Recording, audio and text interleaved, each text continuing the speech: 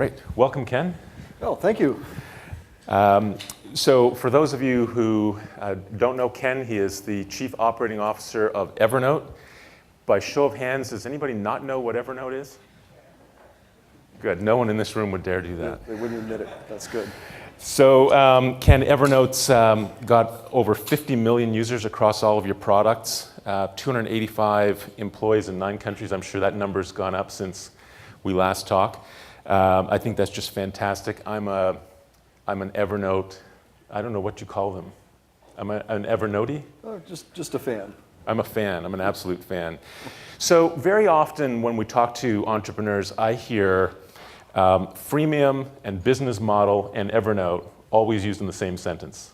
And so a lot of entrepreneurs get their inspiration from Evernote and point to Evernote as a company that has kind of figured that stuff out. Can you sort of share with us your approach to business model and what the secret sauce is? Yeah, I mean, a lot of people, especially a lot of young entrepreneurs, like to fixate on the business model and think that that's the conversation. And the business model is an artifact of what makes sense for what you're doing. It isn't like there is no such thing as a freemium business. I don't understand that idea even when I hear VCs talk about I'm going to go look for a freemium business. Look for a business that makes sense. And I'd say there are different types of businesses. And it really depends on the utility of your product as to what business model makes sense. If you're going to have a Coke, you probably don't want a freemium model for that because you're going to consume it and its utility to you is gone 5 minutes later. So something like that you better charge for. Something that has a lot of physical cost to it up front, you better charge for. You just have to, those are things you have to sell. There are other things that have pretty constant utility as long as you're using them. Think of a newspaper subscription or a Netflix subscription. Subscription models really make sense for those. They also have a fair amount of cost to the content behind them. So you really do need a subscription model. Freemium for us works especially well because of the subject matter. We're kind of your second brain. You put everything that's important to you, you put into Evernote. That's what you use it for. So almost by definition, it gets more valuable to you every day that you use it. And when you have a product like that, we can afford to be patient. We can afford to be long-term greedy. We like to say we have your whole life to get you to pay. And our biggest problem is getting you to use it in the first place. Evernote requires a behavior change. It's a fairly big decision, actually, to start using it. And we need to lower that barrier as much as possible. So the only way to lower that barrier is to make it free. But because we know it gets more valuable to you every day, we can have the confidence that eventually we'll figure out a way for a good percentage of people to pay. But even though the barrier is low enough at free to get me hooked, I know when I started using Evernote, or first signed up for Evernote, downloaded Evernote, I didn't quite know what to do with it, and I kind of went away. And then I read an article, and it became very clear how Evernote could be very valuable to me, and I went back in with full force and my credit card in my hand, and now you've got me. And that's a phenomenon we've seen a fair amount of in the last couple of years. We call it our smile graph. So the retention for Evernote follows kind of a smile curve. In the beginning, it goes down, then it's completely flat, so no churn, and then it actually turns back up. And it's a very unusual phenomenon. I haven't found other companies where this happens. The initial fall off happens with every software product. People just don't get it, they don't find utility, whatever, they go away. When I invested in Evernote 4 years ago now, I was quite impressed already that the churn was essentially zero after that initial shakeout period happened. But what's happened really since I've joined the company, and no correlation, it's kind of happened on its own, is a lot of people have rediscovered Evernote. People who tried it a couple of years ago or 3 years ago, they hear about it again, they come back, they try it again, and they go back and they reactivate their same account, and they stick the second time. And a couple of things are going on there. One is the product's just a lot better. So that's very noticeable to someone who hasn't used it for a couple of years. It may not be noticeable to you on a daily basis because it kind of constantly improves. But I think the more important effect is that, as you said, you don't know what to use it for. And the way you learn that is by seeing somebody else use it for something that you understand. And then that gets you into it. And once you're into it, then then it expands. It takes on a life of its own, and you find other uses for it. So interesting stat. Of the 31,000 people who signed up in March of 2008, so our very first beta cohort was March of 2008, 44% of those people will use Evernote this month. So the stickiness is pretty extraordinary. Can you talk about how you acquire users? Because that's the other big discussion that we have with startups. There's how are we going to acquire users and how are we going to monetize users? So what's the user acquisition strategy? Well, it's really all word of mouth and press that drives the interest in Evernote. There are no viral dynamics. There are no paid user acquisition techniques, no search marketing, no SEO even that drives. It's really just word of mouth and PR that drives it. But the actual channel people find it in is overwhelmingly Google Play and the Apple App Store. Mm-hmm. The vast majority of new users will come in through those, and partially it's because on mobile platforms people are more experimental. They're looking for new things to do with their shiny device, whereas their PC they've had for a few years, they're not looking for new things to do with it. And it's also it's a more bite-sized, tractable thing for them to absorb. They can understand, oh, I'm away from my desk. I might have some use for this thing. It's easier to onboard people through the mobile channel.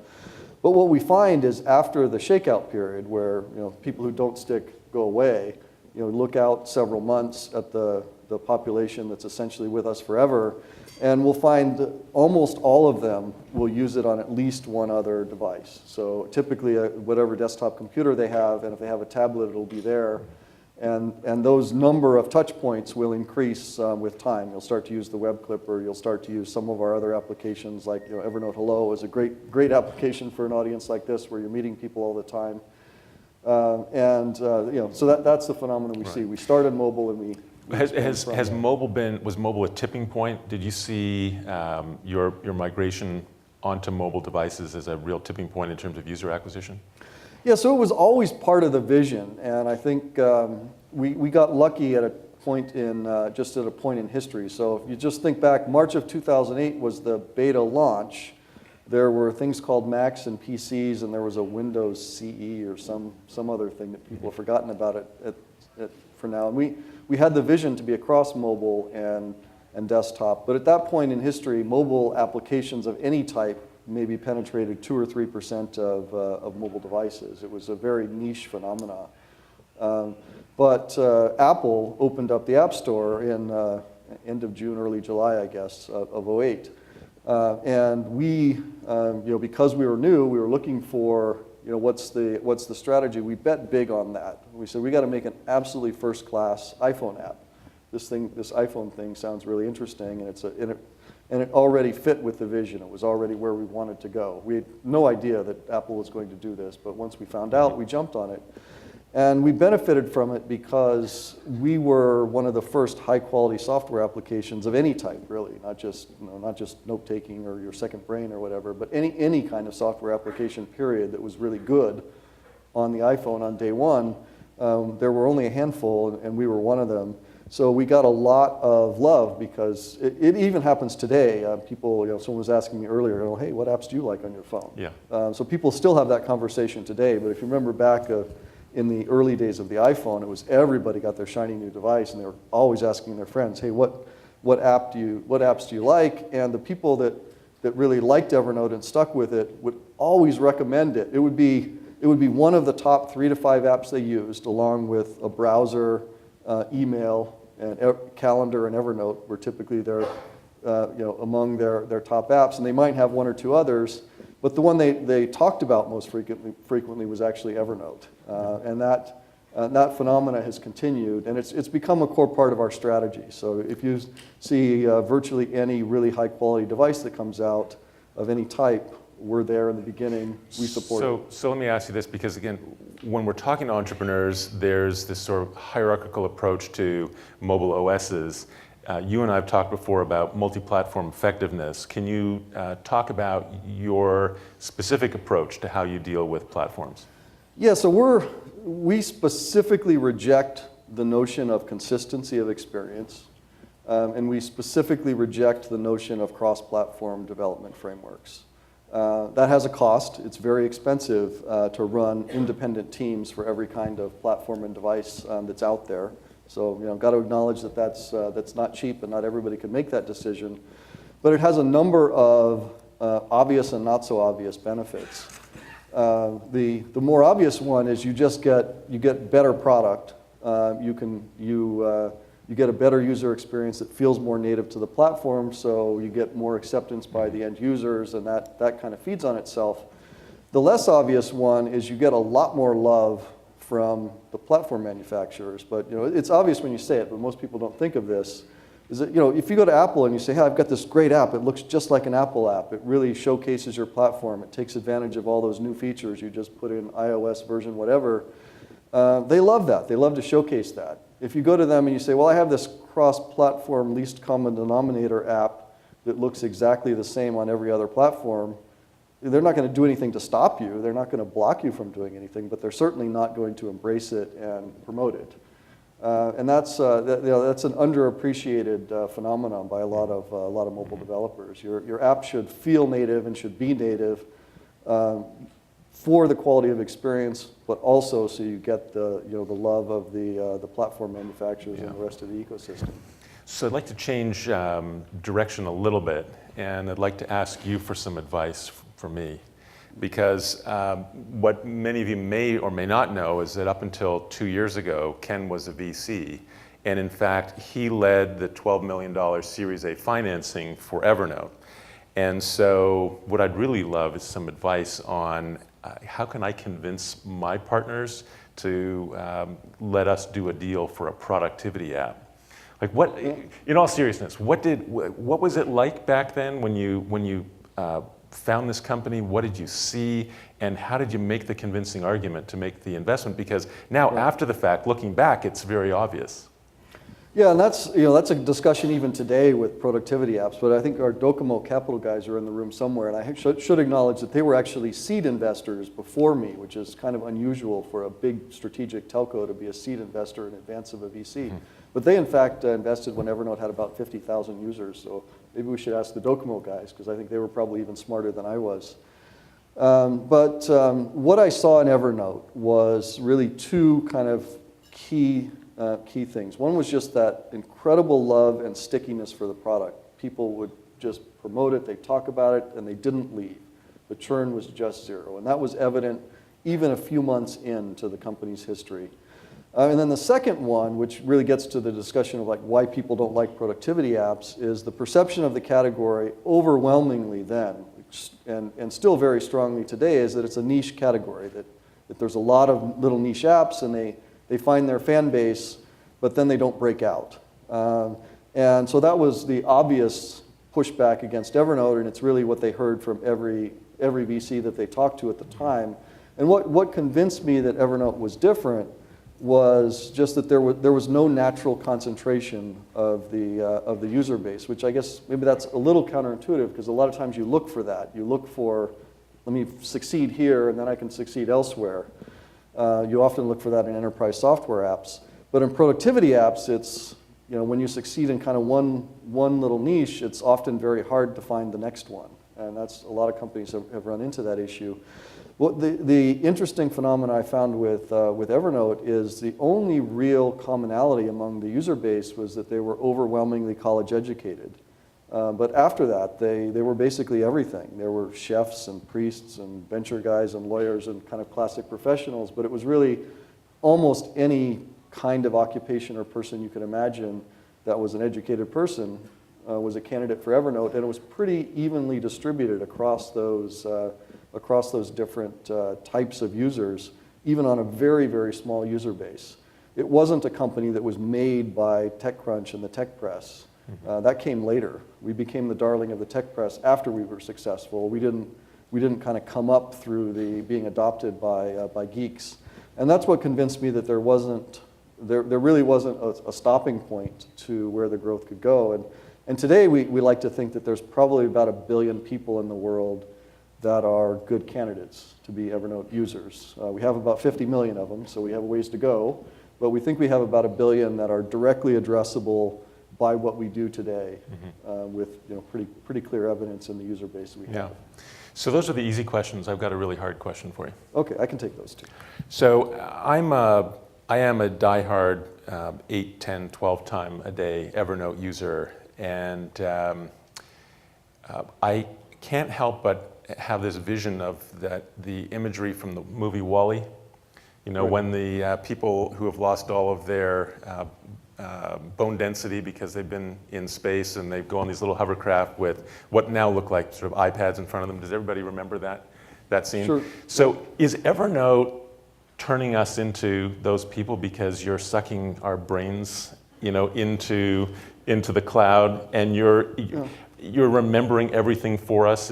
What's it doing to us? Well, that's kind of a sci-fi question, I guess. So it's the way I like to think of that, and we don't usually talk about this publicly or have it as a press angle, but we like to think of it as kind of a cognitive prosthesis. It's it's a way to help you be smarter, to help you get things done, but it's not replacing you. It's helping you get stuff done, and in fact, that's where we're investing. We have what we call a small data team.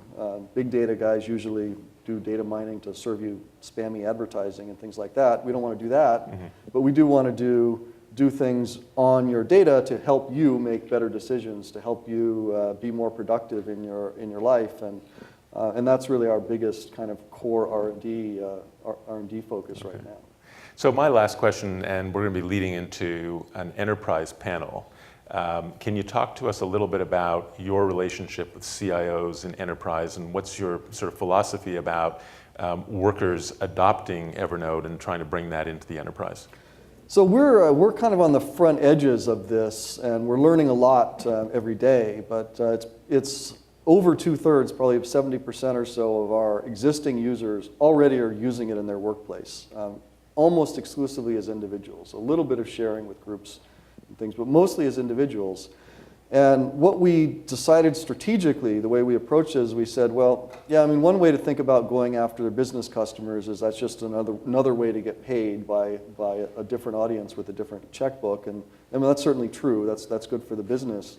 But the more important strategic issue for us is we have all those users using it at work.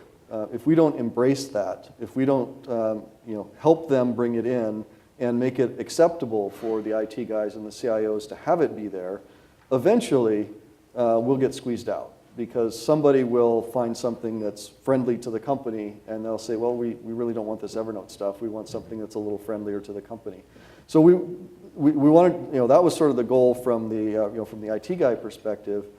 But what we wanted from the individual perspective is we didn't want this to be a product like most collaboration is a burden. It's something that is imposed on you to benefit other people.